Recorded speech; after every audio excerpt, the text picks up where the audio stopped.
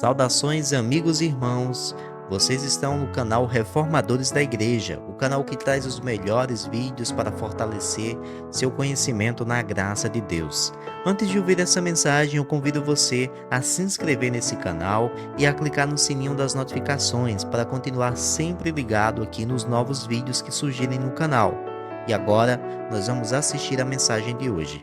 E agora no final, como que cansado de ver tanta cegueira, de ver tanta religiosidade e de tantos conceitos errados, Jesus então pronuncia esse sermão que é considerado um dos sermões mais duros que ele jamais pronunciou e que está aí no capítulo 23. O que Jesus censurou neles? E ao respondermos esta pergunta, nós estaremos então dando alguns dos elementos da religiosidade que nós queremos evitar. A primeira coisa que Jesus censurou neles foi a hipocrisia. Capítulo 23, de 1 a 3. Então falou Jesus às multidões e aos seus discípulos. Na cadeira de Moisés se assentaram os escribas e os fariseus. Fazei e guardai, pois, tudo quanto eles vos disserem, porém não os imiteis nas suas obras, porque dizem e não fazem. Havia de fato uma cadeira literal na sinagoga, que era chamada a cadeira de Moisés, onde o fariseu e o escriba se sentava para ensinar ao povo todos os ditames da lei. Eles sabiam de cor o discurso ortodoxo, a ponto de Jesus dizer: o problema com eles não é o ensino deles. Eles são ortodoxos, eles estão doutrinariamente corretos. O problema é que eles dizem estas coisas, mas eles não praticam. Eles não praticam. E aqui você tem o primeiro elemento da religiosidade. Um religioso é alguém que se preocupa com a exatidão, a precisão doutrinária, que as coisas corram de acordo com as normas, mas ele, na verdade, não vive aquilo que ele prega, não vive aquilo que ele ensina. Segunda coisa que Jesus critica nos fariseus é que eles criaram normas e regras que Deus nunca mandou. Verso 4. Atam fardos pesados e difíceis de carregar e os põem sobre os ombros dos homens. Entretanto, eles mesmos nem com o dedo querem movê-los. Não satisfeitos com a lei de Moisés, que já tem muitas normas e regras, os fariseus no período antes de Cristo, a partir do ano 200 e o ano 150, eles começaram a elaborar novas regras através dos rabinos. Então a lei de Moisés dizia que não se podia trabalhar no sábado. Mas o que era trabalho? E aí os fariseus começaram a discutir. Trabalho é você andar 1 quilômetro. Se você andar 1 quilômetro é trabalho, não pode. Trabalho é você levantar 2 quilos. Se levantar até 2 quilos você pode levantar. Se levantar 3 é pecado. E aquilo que já era pesado, eles tornaram mais pesado ainda, criando normas que Deus nunca criou, impondo um fardo difícil sobre o povo de Deus. E eles não queriam mover esse fardo nem com o dedo. Esse é o segundo aspecto da religiosidade. Ela cria normas, ela cria regras que Deus nunca mandou. Um exemplo óbvio que me vem à mente, por exemplo, aquelas regras do tipo assim: não pode ir ao cinema, não pode cortar cabelo, não pode usar calça comprida, não pode usar barba. Há um legalismo no meio evangélico, em que as pessoas criam normas que Deus nunca mandou e usam estas normas e põem sobre as pessoas que vivem carregadas debaixo de normas, regras e preceitos humanos que Deus nunca mandou. A religiosidade faz isso em nome de Deus. Terceira coisa que Jesus criticou nos fariseus é que eles buscavam a aprovação dos homens. Verso 5. Praticam, porém, todas as suas obras, com o fim de serem vistos dos homens, pois alargam os seus filactérios e alongam as suas franjas. Filactérios eram caixinhas de couro com versículos da Bíblia que o judeu amarrava na mão e na testa. Porque lá em Deuteronômio capítulo 6, verso 8, Moisés tinha dito: você vai pegar as palavras de Deus e vai guardá-las no coração, atas a tua mão, a tua cabeça. É claro que Moisés estava falando figuradamente, porque mão e cabeça significa o que eu penso e o que eu faço. mas eles interpretaram aquilo literalmente, fizeram caixinha de couro, pegaram versículos na Bíblia e amarravam na mão e amarravam na testa. Só que o fariseu mandava fazer uma caixinha de couro desse tamanho, colocava na testa e na mão e saía andando pela rua para que os homens olhassem e dissessem: oh, que homem religioso, né? Puxa, como ele é piedoso, que coisa, esse homem deve ser um santo, olha o tamanho do filactério dele. As franjas eram as borlas das vestes que funcionavam como o rosário católico hoje, aquelas contas que a pessoa fica usando para contar as orações e os Pai Nosso que ela faz. Então os judeus tinham franjas que penduravam da sua roupa, que eles usavam também para contar as orações, só que o fariseu mandava encher de franja. Quando ele andava na rua com aquele filactério, né, e com as franjas, o pessoal dizia: puxa, que homem santo, né? Vou nem chegar perto porque você é fulminado por essa santidade. É isso que a religião faz. Ela busca agradar as pessoas, ela busca impressionar as pessoas. Um religioso, nos dias de hoje, é alguém que pratica o cristianismo, alguém que faz as coisas relacionadas com a vida cristã, simplesmente preocupado em aparecer aos homens, em agradar os homens, em ostentar a sua religiosidade. Não é difícil dar exemplos disso. A quarta coisa que Jesus condena aqui nos fariseus é a autoexaltação, do verso 6 a 12. Amam o primeiro lugar nos banquetes e as primeiras cadeiras nas sinagogas, as saudações nas praças e os serem chamados mestres pelos homens. Vós, porém, não sereis chamados mestres, porque um só é vosso mestre e vós todos sois irmãos. A ninguém sobre a terra chameis vosso Pai, porque só um é vosso Pai, aquele que está nos céus. Nem sereis chamados guias, porque um só é vosso guia, o Cristo. Mas o maior dentre vós será vosso servo. Quem a si mesmo se exaltar será humilhado, e quem a si mesmo se humilhar será exaltado. Os fariseus usavam a religião que eles praticavam para se promover diante dos homens. Diz Jesus aqui no verso 6 que eles amavam primeiro lugar nos banquetes. Quando os judeus faziam seus banquetes, eles tinham lugares reservados para as autoridades. E o judeu e o fariseu, ele gostava de chegar e ser distinguido, sentar lá na frente, para que todo mundo visse que ele era uma pessoa especial.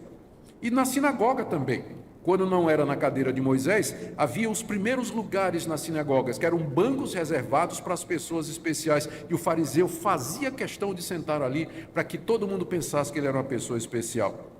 Quando ele andava nas praças, ele gostava que as pessoas dissessem: reverendo, reverendo, como vai o senhor, reverendo? Doutor, como está o senhor? Então o fariseu, né, ele gostava daquilo ali. E gostava dos títulos, mestre, rabi. Ele apreciava aquelas coisas. Jesus disse: vocês não serão chamados de mestres. Ele não está proibindo esse título, mas ele está proibindo que a gente use esse título para bajular alguém, ou que alguém use para se autoglorificar.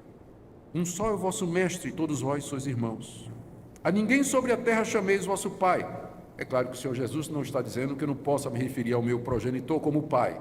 O que ele está dizendo é que você não faça de alguém o seu pai, que você não use esse título para bajular alguém, ou que alguém se diga assim: eu sou o pai dessa ideia, eu sou o pai dessa igreja, eu sou o mestre dessa igreja. Que ninguém use esses títulos com esse objetivo, porque só tem um pai, aquele que está nos céus. Da mesma forma, não sejam chamados de guias, porque um só é vosso guia, o Cristo. O maior dentre vós será vosso servo. Quer ser grande? Sirva. Você quer ser grande? O caminho do cristianismo é o serviço. Na religião, para você ser grande, você busca título, você busca posição, os primeiros lugares e a ostentação. Mas no cristianismo, quem quiser ser grande começa sendo pequeno. Ele vai servir aos irmãos e não ser servido. E não ser servido. O que Jesus disse sobre isso no verso 12? Quem a si mesmo se exaltar será humilhado, e quem a si mesmo se humilhar será exaltado. Quem se exalta em nome de Deus nos dias de hoje, no dia do juízo, vai ser humilhado diante dos homens e diante de Deus. A religião busca a exaltação humana. O cristianismo faz com que nós sejamos servos, que nós vivamos para servir a Deus. Por que Jesus condenou estas coisas? Aqui do verso 13 em diante, Jesus muda a direção do discurso. Até aqui ele vinha falando aos discípulos, dizendo, cuidado com os fariseus. E agora, no verso 13, ele se volta para os fariseus.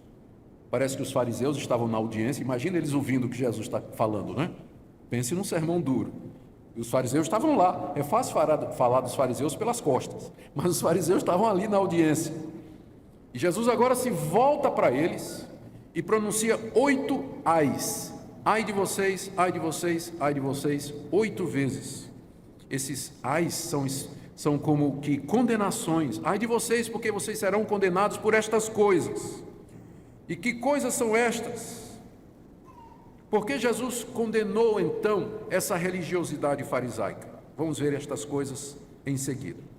Primeiro, porque esse tipo de atitude que Jesus acabou de descrever, ela impede que as pessoas sejam salvas, e não somente isso, impede que outras pessoas sejam salvas, como ele diz aí no verso 13, ai de vós, escribas e fariseus hipócritas, porque fechais o reino dos céus diante dos homens, pois vós não entrais e nem deixais entrar os que estão entrando.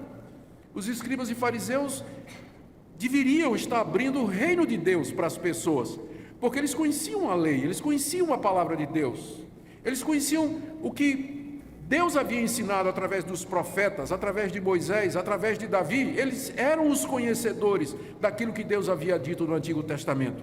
Mas por causa da sua religiosidade, eles não entraram no reino de Deus, eles não entenderam, não entraram no reino de Deus, e pelo seu ensino e pelo seu exemplo, eles não deixavam as outras pessoas entrar. Quando nós fazemos esta aplicação para nós hoje, nós percebemos como a religiosidade, ela tem consequências terríveis. Pessoas que são religiosas, mas que não são salvas, elas acabam dando um péssimo exemplo. Elas não entram no reino de Deus e acabam sendo um tropeço para aqueles que querem entrar. Segunda coisa, a razão pela qual Jesus condenou a religiosidade dos fariseus é que, por vezes, a religiosidade é somente uma capa para esconder pecados. Verso 14. Ai de vós, escribas e fariseus hipócritas, porque devorais as casas das viúvas e para justificar fazeis longas orações, por isso sofrereis juízo muito mais severo. O fariseu chegava na casa da pobre da viúva, que estava sofrendo, dizia, irmã, eu vou orar pela senhora, mas o senhor sabe, eu oro, minha oração é paga por tempo. Se eu orar 1 minuto é 1 dracma, se eu orar 2 minutos é 2 dracmas. A senhora sabe como é, né? Eu tenho que ganhar a vida.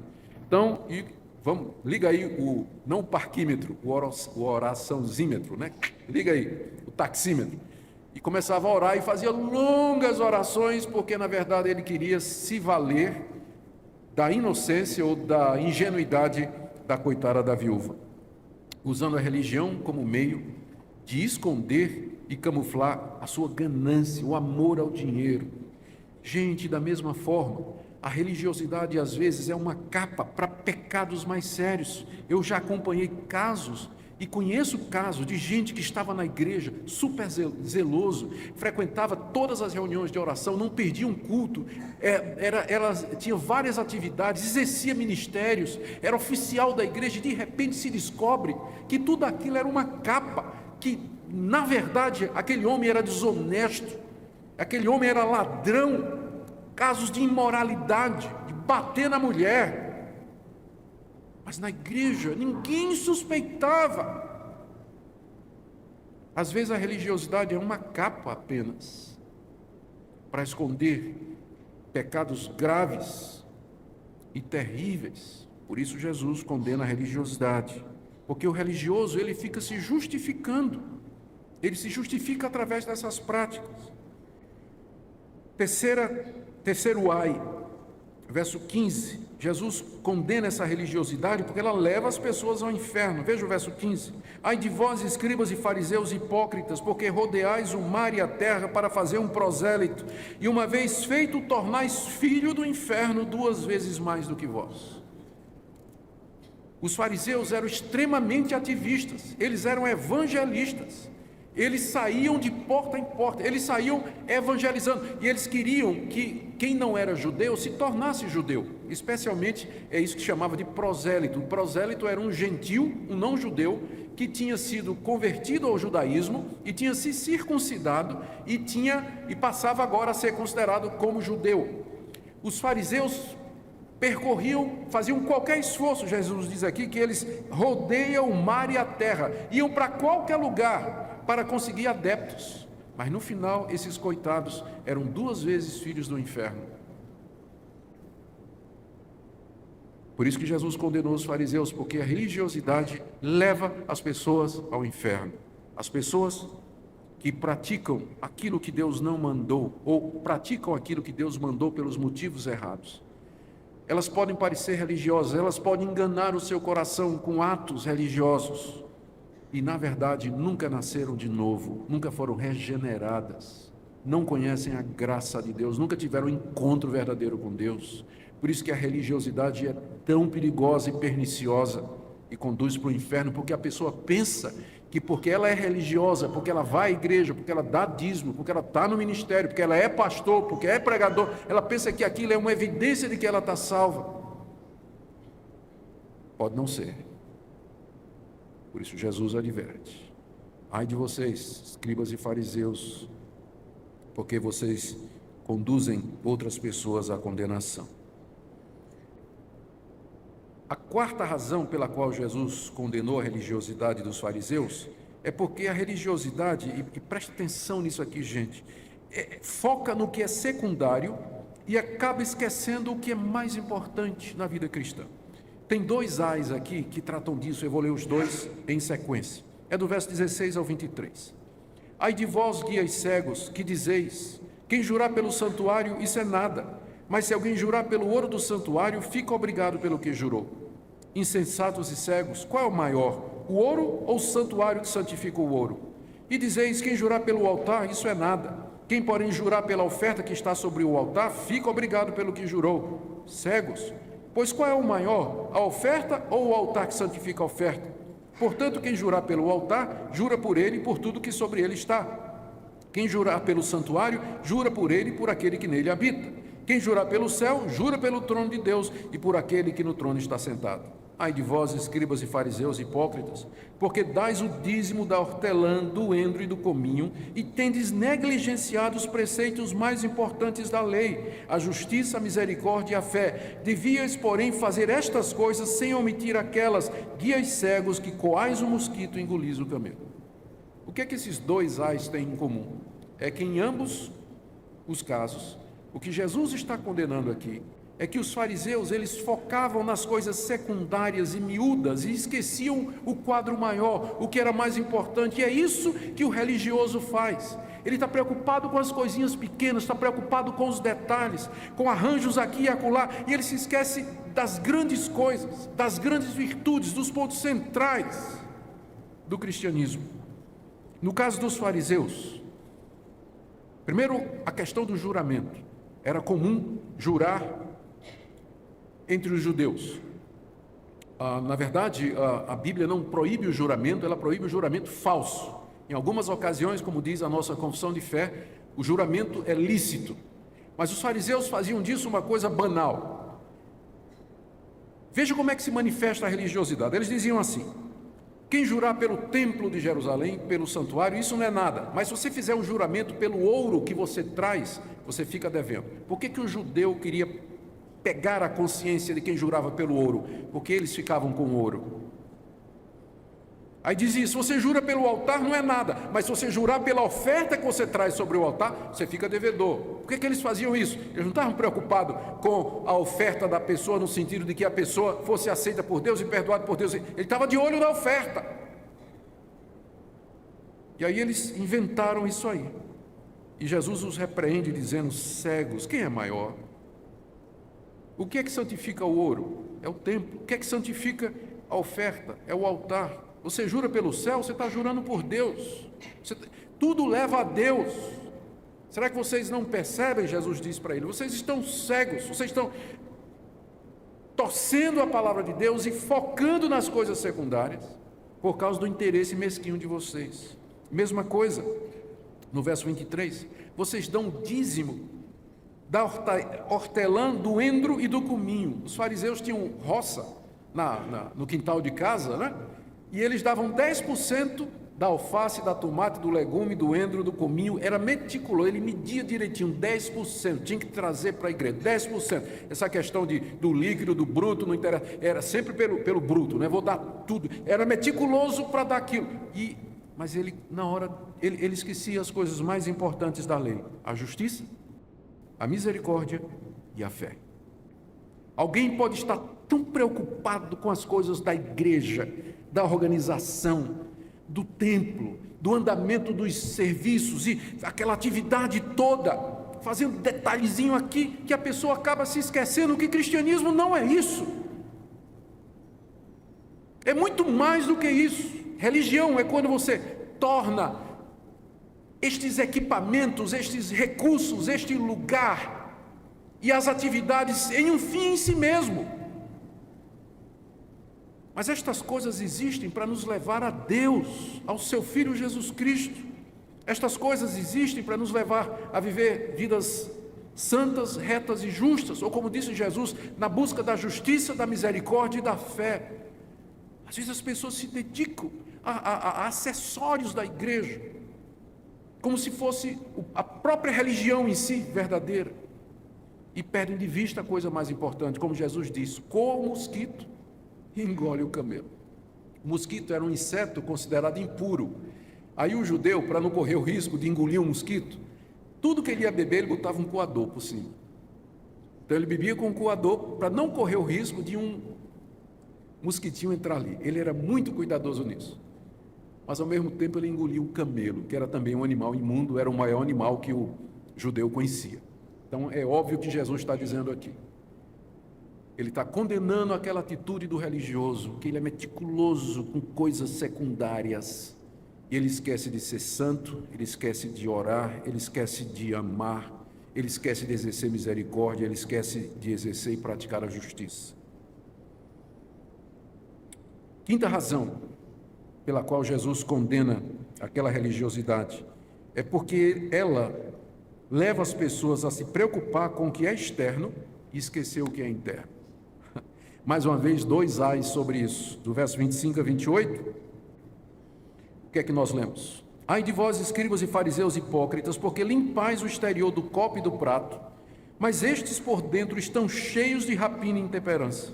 Fariseu cego, limpa primeiro o interior do copo, para que também o seu exterior fique limpo. Ai de vós, escribas e fariseus hipócritas, porque sois semelhantes aos sepulcros caiados, que por fora se mostram belos, mas interiormente estão cheios de ossos e de toda imundície.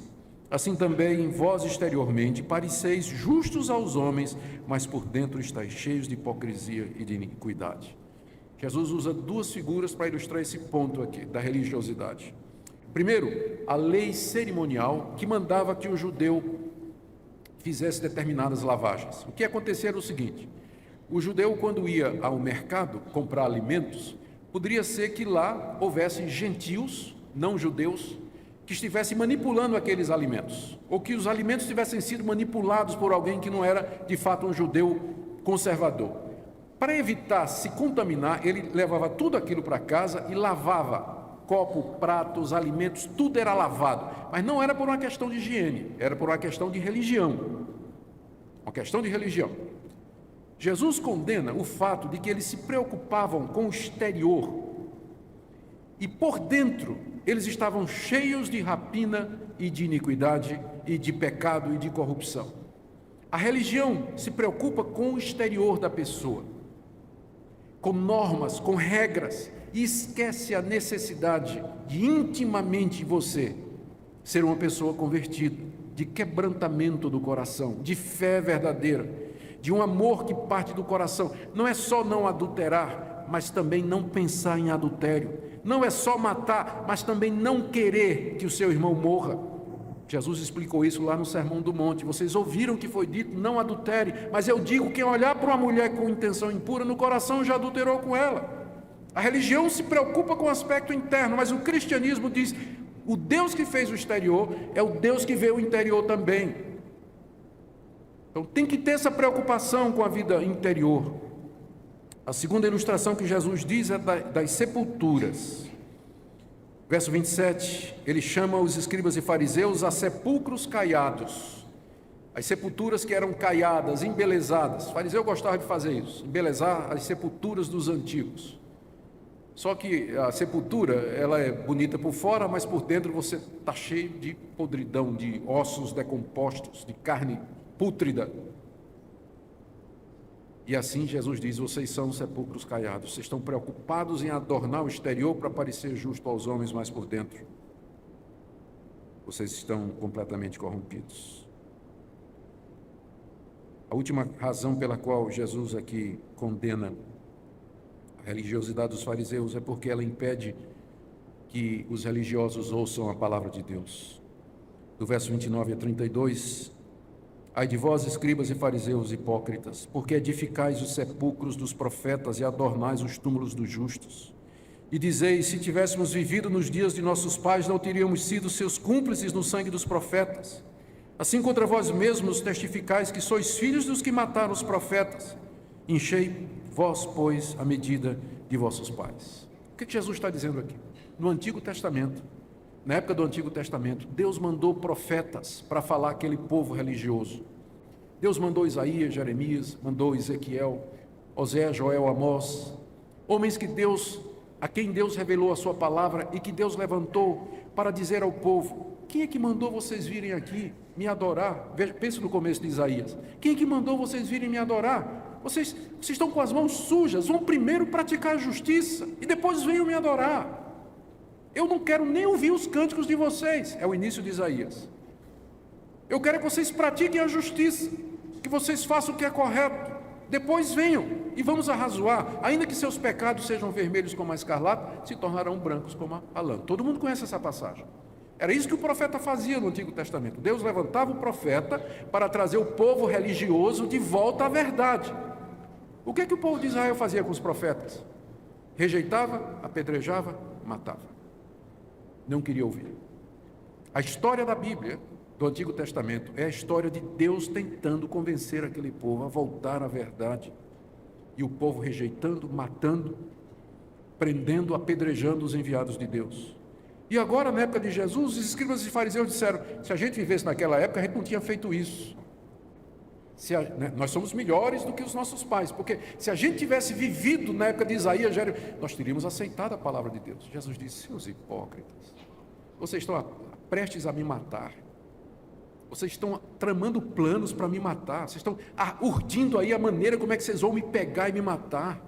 Vocês estão enchendo, ele diz aqui, verso 32, vocês estão enchendo a medida dos vossos pais, vocês são iguais aos pais de vocês, zelosos pela tradição, mas não querem ouvir a palavra de Deus, zelosos pela antiguidade, o que os nossos pais fizeram, sempre fizeram, mas não querem ouvir a palavra de Deus. A religião é assim, ela é muito tradicionalista, ela apela sempre para o passado, mas não quer ouvir a palavra de Deus. E Jesus então termina condenando, do verso 33 ao verso 36. Ele diz: vocês não vão escapar do inferno. 33, serpentes, raça de víboras, como escapareis da condenação do inferno? Verso 34 a 35, Jesus diz que eles vão continuar fazendo o que sempre fizeram. Eu vou enviar a vocês profetas, sábios e escribas. A uns matareis e crucificareis, como os pais fizeram no passado. A outros açoitareis nas vossas sinagogas e perseguireis de cidade em cidade. Foi isso exatamente que fizeram com Jesus e com seus discípulos. Para que sobre vós recaia todo o sangue justo derramado sobre a terra, desde o sangue do justo Abel até o sangue de Zacarias, filho de Baraquias, a quem mataste entre o santuário e o altar. Jesus está dizendo: isso vai acontecer para que a medida do pecado de vocês se encha e Deus derrame o juízo dele contra vocês. Verso 36, é verdade vos digo que todas estas coisas hão de vir sobre a presente geração. E não deu outra coisa. 30 anos depois que Jesus disse estas palavras, 35 anos, os romanos cercaram Jerusalém.